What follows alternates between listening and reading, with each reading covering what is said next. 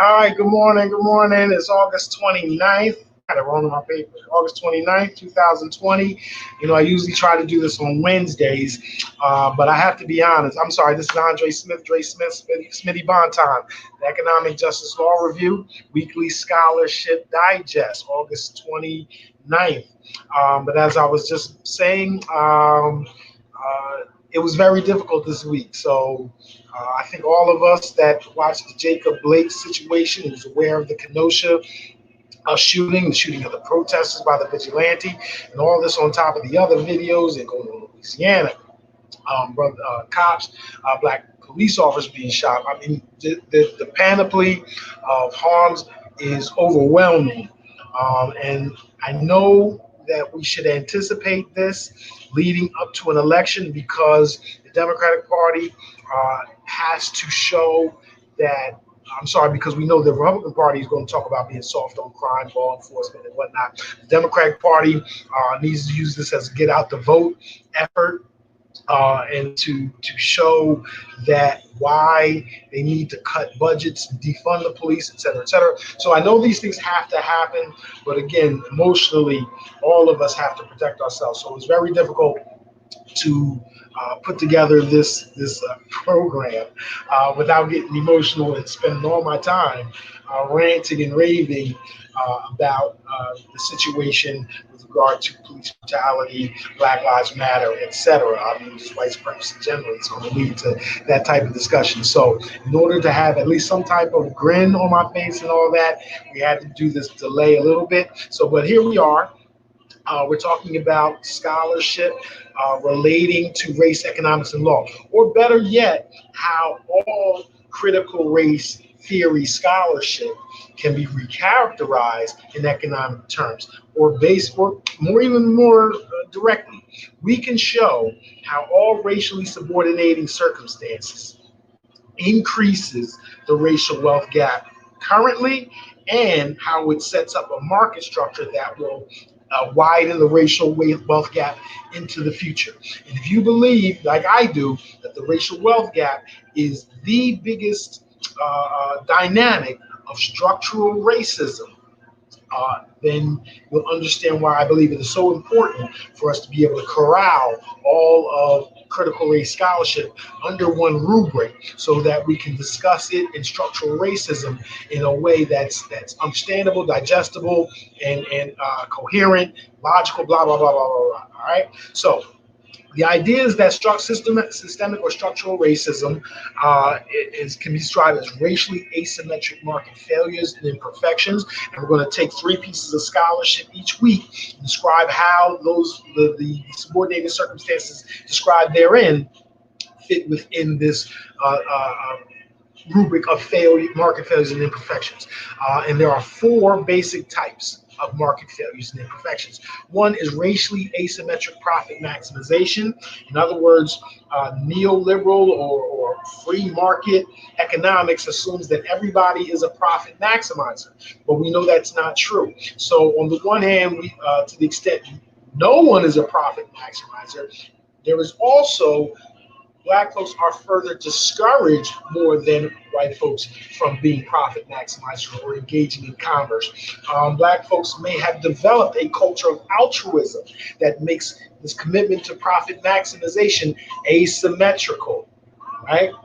Again, we can talk about gender, certainly, when we talk about this, who is encouraged or discouraged from seeking profit versus selflessness, right? Okay, there's also racially asymmetric market competition, right? And then there's the competition for labor, the competition for business, the competition for contracts, or we can even talk about the competition for law and regulation, the competition or the marketplace for ideas, right? And these competitions in the neoliberal sense, again, everyone can enter any market they choose or they can leave any market they choose, but that requires what? Capital. So the racial wealth gap is directly reflected by racially asymmetric market competition, right? And when we talk about capital, we can start with financial capital, but we can also talk about asymmetries in social capital, political capital, and human capital as well, which leads us over to our next category. The third category, racially asymmetric market information. Right? Again, free market, this Gary Becker's free market that's supposedly going to end racism all by itself with no intervention from anybody else, assumes that everybody's a profit maximizer, although we know that's not true. It requires that everybody can enter any market they choose, and we know that's not true. And it also says that information is perfect. Everybody knows everything about anything and everybody. We know that's wildly untrue, and we know information is very expensive as well. So we could talk about how market information is not just imperfect generally, but it is racially asymmetric. In two types, it's racially asymmetric about Black people. The myth of Black inferiority is racially asymmetric information available to Black people when we talk about the school to prison pipeline, the diminution of public schooling. And then lastly, and this is a very, very broad category, racially asymmetric transaction costs and societal externalities, right? So again, the supposed free market that's supposed to be so free and just and fair for everybody assumes that there's no taxes, no crime, no accidents, no pollution, nothing. It's ridiculous, right? So the question becomes, not only how do we deal with accidents, crime, taxes, pollution, but whether those transaction costs and societal externalities are racially asymmetrically distributed, right? And the combination of all four of those, racially asymmetric profit maximization, racially asymmetric competition, racially asymmetric market information, and racially asymmetric transaction costs comprise an unfair and unfree market, right? One that will perfect racism instead of eliminating it, as Gary Becker once suggested. So that's the framework we use, and every week we go through 3 pieces of scholarship, or at least 3 pieces of scholarship, and describe how they fit within that framework. So the first one we have for this week is Anthony Thompson, out of NYU. I believe he's the clinical director, but also I want to say he's runs a center, right? He's the faculty director for the Center on Race, Inequality, and the Law at NYU School of Law, right? And his paper actually deals with, well, it doesn't deal with, in my view, it calls for. It is a paper on leadership. And he's asking leadership to consider and take the lead on racial circumstances in addressing diversity and inclusion. However, his paper, in my view, begs for a framework like racially asymmetric market imperfections and failures, especially since his paper is written in a way that suggests he is asking for these leaders to address public venues, not just Black venues. So if you're going to do that and talk about race and want to explain structural racism in a very coherent way that has concrete consequences as far as the racial wealth gap, etc., and ties it all in together, I believe his call for stepping up to the challenge of leadership requires this rhetorical framework. So let me read a little piece from his paper. I have watched with great interest as organizations from global businesses to law schools to court systems have begun embracing the concept of diversity and inclusion. Setting diversity and inclusion as operating goals in our institutions is long overdue and an important step toward addressing chronic equity issues in our society. As a country, we have been quite anxious to define diversity as diversity of thought, diversity of experience, and yes, even the gender diversity as a way of avoiding difficulty and discomfort of examining racial diversity. It is not hyperbolic to say that race remains the defining issue of our time. Race confers privilege on some and stacks unwarranted burdens on others. Okay, that's what we're getting to. Racially asymmetric transaction costs and externalities. Many who enjoy the benefits of wealth and place would like to deny that we have built our society on privilege, but power in this country is all about preserving privilege. Privilege is the process that allows individuals to maintain advantages they have garnered through institutions that have historically been discriminatory. Racially asymmetric market failures and imperfections. Privilege allows those same people to discriminate against others without hating them. Racially asymmetric market imperfections. Privilege provides cover for racism. In fact, racism and privilege are so embedded in our day-to-day American life that we often miss how they manifest. Race defines economic opportunity, and it also sits at the core of economic inequality in this country. And this is why you see that I believe this paper is begging for racially asymmetric market failures and imperfections as a framework. So, Professor Thompson, I hope we run into each other at some point. I got something for you. You gave to me, so I need to get back to you. He goes forward. Education, which was once the great American equalizer, has almost lost its transformative ability. Instead, racism affects our educational system at all levels. Race sits at the core of our justice system as well. So again, we're talking about racially asymmetric market information, racially asymmetric transaction costs. You can tie all of this stuff together. The time has come to break down structures that enable racism to build toward a country that faces its racial legacy and its racist present if we hope to become a more inclusive society. The time has come from our profession to begin the Herculean task of stepping up and addressing race in America and recognizing racial justice work as a central component of what we do as lawyers and as leaders. Racial equity must be envisioned, must be built, and it must be nurtured. That is fundamentally a leadership task. That is what I want to discuss with you today. As we set ourselves on this important path, we will need to be clear about the racialized context in which we are operating. When we step back and consider the pervasive nature of race, privilege, and racism, we begin to see the contours of the immense struggle that we must undertake and embrace. At a minimum, our struggle involves a narrative battle, a battle over place and power, and a battle over voice and value. This is, in the end, a battle for the soul of our country. And yes, if you want to have, again, racially asymmetric market imperfections and failures is not just for Black liberation. It is towards your claim that this is a free and fair market. If you're serious about the claim of equal opportunity, if you're serious about the claim of meritocracy, if you're serious about the claim of a free and fair and meritocratic market, then you must address racism. Otherwise, the claim fails and your predictions will fail. Your bubble, you will have bubbles, you will have all types of consequences that you didn't anticipate because your theory, your math is going to be wrong to the extent people are not profit maximizers, to the extent they don't have information, to the extent there are these transaction costs, and to the extent that there is competition. Now, if everybody is done the same way, then mathematically you could deal with it. But the wider diversity of experiences means your math is going to be off. Means your math is going to be wrong, right? So this is not just about, I mean, for me, it is about Black folks. But if I were to take myself outside of my skin and just make myself red, white, and blue or whatever, American, without recognition of race, to make myself white, I guess you could say, normatively white, this would be, I would need to be concerned about losing to China, losing to the rest of the world, not being able to attract the best minds because of the asymmetries within our marketplace that produce systematic racism and destroy the perception, the myth, the reality, any claim to having a free and meritocratic or a just society. Fantastic work by Professor Anthony C. Thompson. All right, so let's go on to the second paper. Ooh, that was a doozy, right?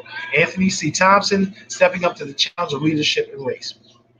The second paper we're going to talk about today, Walter Goncalves Jr., who is not a professor, who is representing the Federal Defender's Service. I believe he's in Arizona. So the Federal Defender's Service in Arizona, shout out to you. Shout out to all the practitioners that on top of your, I don't know, 40, 60, 80, 100, 150 hour week, I don't know how, you hear all the horror stories. To the extent you can have time to do that and also publish, shout out to you. Shout out to you all. Okay, so his paper, Narrative, Culture, and Individuation, Criminal Defense Lawyers' Race-Conscious Approach to Reduce Implicit Bias for Latinos. This is the 18th volume of the Seattle Journal for Social Justice, 2020, page 333. Let me read a little piece of the paper before I talk about it. When a criminal defense attorney is assigned a case and shows up at the at the first court appearance, more often than not, the client will be of color. Depending on the region, the client has a greater chance of being African American, Latino, or Native American compared to white. This is true for most federal district courts in the United States. To make matters worse, racial minorities have always been sentenced to more time in prison compared to similarly situated whites. That is, again, in the terms of racially asymmetric market failures, we are talking about racially asymmetric transaction costs and externalities, right? Society, legislatures, and judges and juries get to set the price for engaging in that criminal or tortious activity, right? That is a cost that's going to be attached to the transaction. Don't can't do the time, don't do the crime, right? You gotta pay for what you do. No free lunch, as they say. These facts are problematic because the percentage of minorities charged with crimes is greater compared to their percentage of the country's population. These systemic racial inequities coexist with and are heightened by the behavior of defense attorneys. Let me say that again.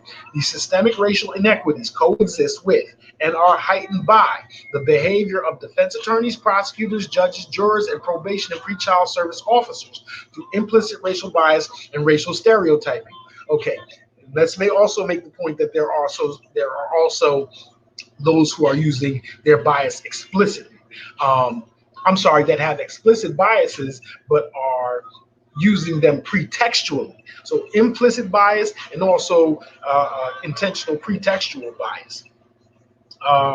Implicit bias and racial stereotypes have real-life outcomes on bail, jury deliberations, sentencing, and other parts of the criminal justice process. On the other hand, there is reason for optimism. Empirical research shows that explicitly discussing race during trials and pretrial hearings reduces reliance on stereotypes. This shows that defense lawyers should pay more attention to race and make it salient as a litigation strategy. But again, you notice what I'm going to say, but how do we do this in a uniform, constructive way, an impactful way, but in a framework so that it can be adopted with wild? And my solution is racially asymmetric market failures and imperfections. Let me continue. This shows that defense lawyers should pay more attention to race and make a salient as a litigation strategy. In part, due to recent psychological findings, a body of literature focused on race consciousness exists to aid defense lawyers in blunting the negative impact of implicit bias and racial stereotypes. The approach encourages lawyers to use pretrial motions, voir dire, counter narratives, jury instructions, and experts in novel ways, such as to open judges and jurors' minds about social issues that underline the facts and laws of this case. I like this, right? Especially talking about strategy. On the one hand, we as professors, we can talk about theories. However, this brother from the Federal Defender Service, and I don't care what his skin tone is, brother me, Brother Goncalves, has identified several strategies towards this effect, where theory meets praxis. The literature also encourages indigent defense offices to change their internal culture through hiring practices, training, and accountability policies. The line attorney may not have the power to change office policy, but can apply said strategies in his or her practice. These strategies are applicable to any clients of color, but nothing in the literature specifically addresses Latino criminal defendants. The empirical data is also scant on Latinos in criminal defense. This article presents a client-centered, race-based paradigm to defend Latinos, the fastest-growing minority nationwide, and the largest subset of criminal defendants in the federal prison system. Excellent piece. I want to compare this to a paper we did last week. Remember last week, or was it 2 weeks ago? We did Elizabeth Katz. Racial and Religious Democracy, Identity and Equality in Mid-Century Courts. And this was in the 72nd volume of the Stanford Law Review, page 1467. In that paper, she's talking about how in family court in the early 20th century, like in New York family courts, about how on the one hand, Brown versus Board of Education found segregation included requiring same-sex advisors, same-sex attorneys, same-sex health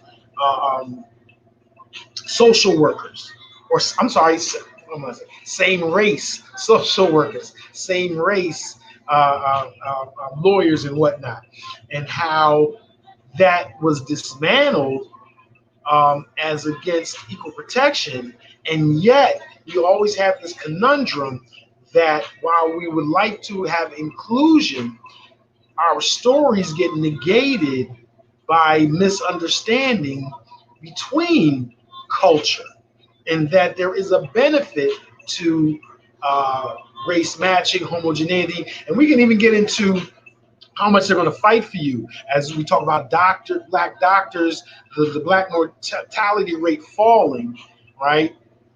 Less babies black die when there are black doctors attending to them, right? To the mother, right? There's a certain level of care. This is all consistent with Stephen Garcia, University of Michigan Center for Dynamics, whose papers, whose team used economic analysis to show or prove that birds of a feather flock together, that we favor those with whom we belong to a certain group. And it doesn't matter whether that group is race, it doesn't matter whether it's gender, whether it is I'm an Eagles fan or a member of the Omega Psi Phi.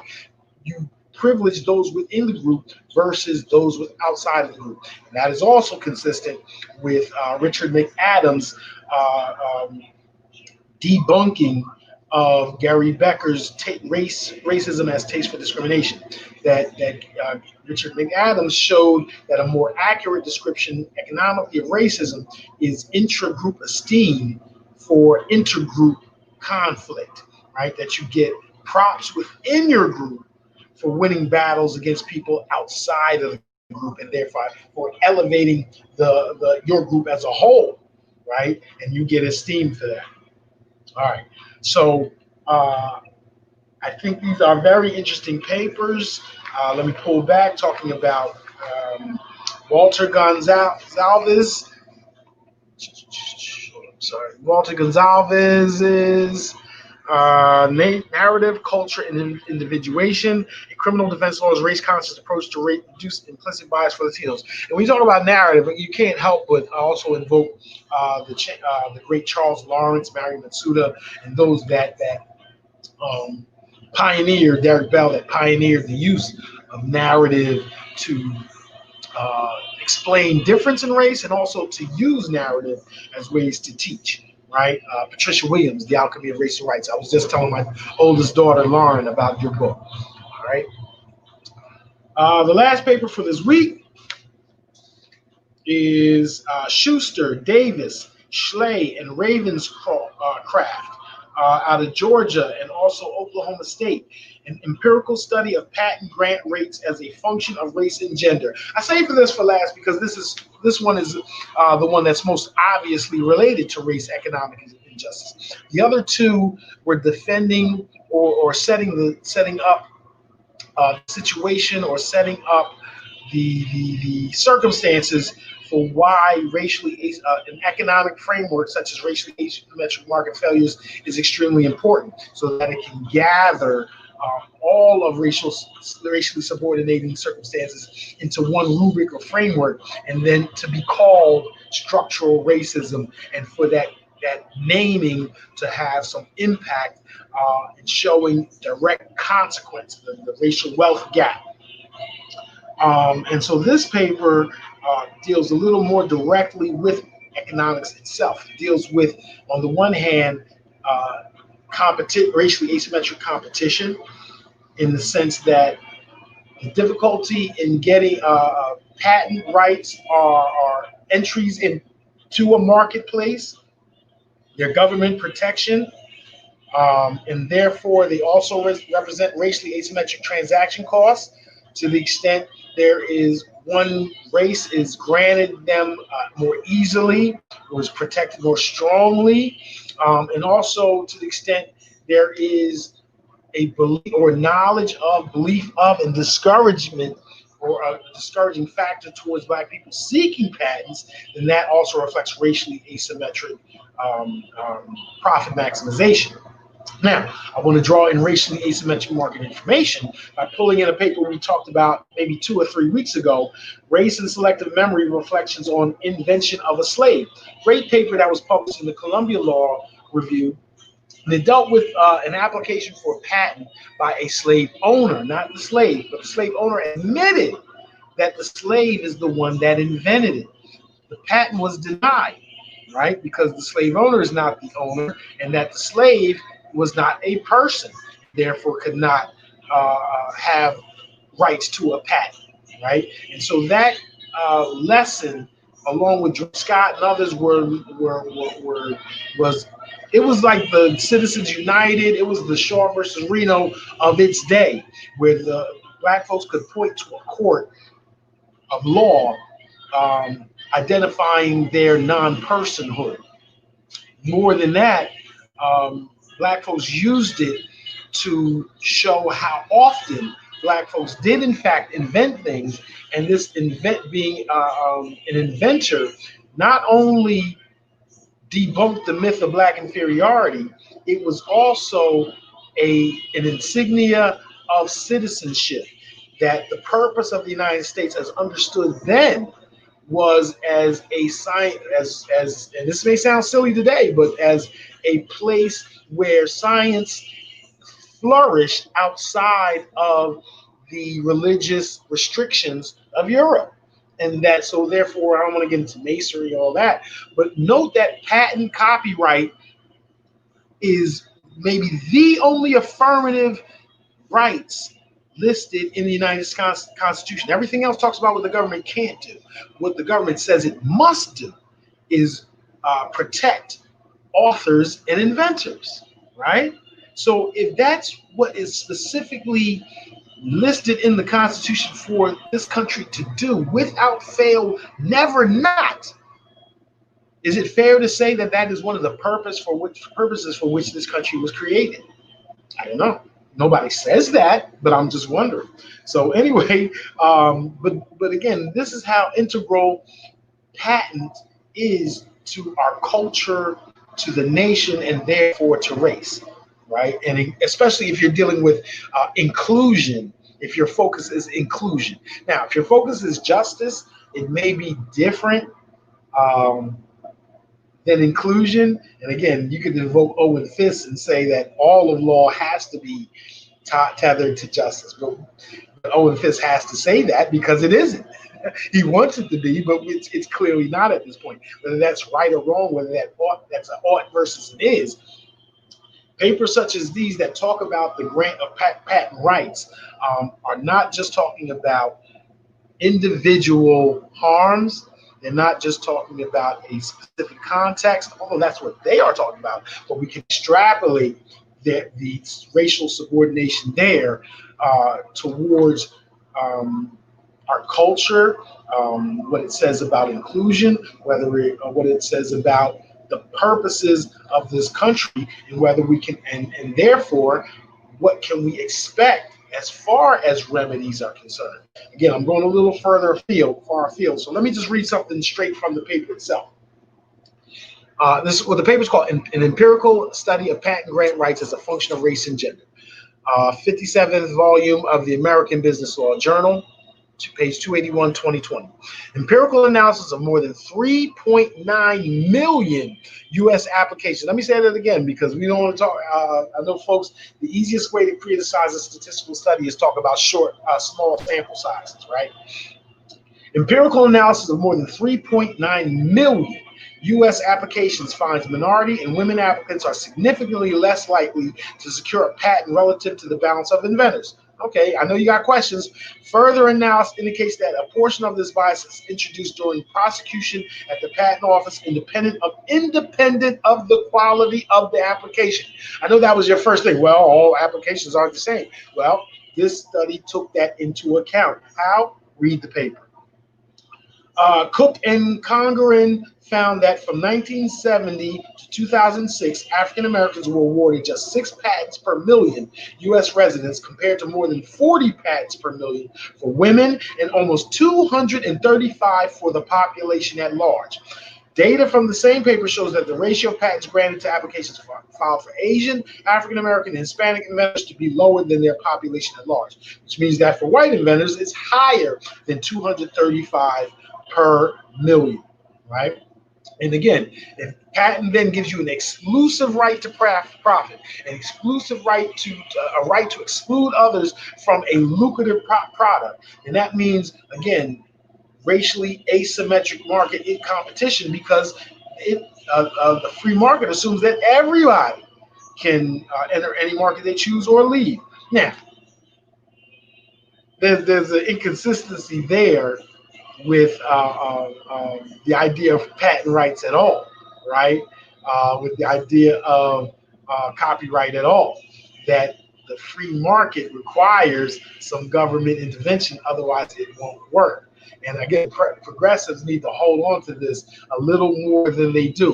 That even within our Constitution, we acknowledge that a full, free, fair market is not useful all the time. Apparently, that we have to cut some people off from entering a market in order to incentivize the invention of creative and useful materials, right? So, intervention in the marketplace is uh, is embedded within our Constitution, even though our legal actors have embraced a law and economics that is hallmarked or characterized by laissez-faire principles, right? We have some of the lessons within the U.S. Constitution are very plainly presented. However, their import seems to be lacking. All right, so those are our three papers. Very good stuff. Schuster, Davis, Schley, and Ravenscraft, an empirical study of patent grant rates as a function of race and gender.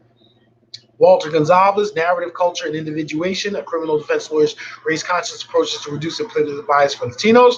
And Anthony Thompson stepping up to the challenge of leadership on race in the 48th volume of Hofstra Law Review, page 735. And that talks about racially asymmetric failure generally. And in my view, it is a paper that is begging for a construct like racially asymmetric motor failures to bring more meat to the bone of theory, right? So those are our three papers. We're going to do this again hopefully next Wednesday. Again, right? Emotions willing and whatnot. Shout out to all the people fighting for racial justice, fighting for the dismantling of white supremacy, either locally or globally, in the United States, within the rest of the world. And shout out to all the law professors that are doing so, with especially in respect of race, economics, and the law. We'll be back next week. DreSmith signing out. See you later.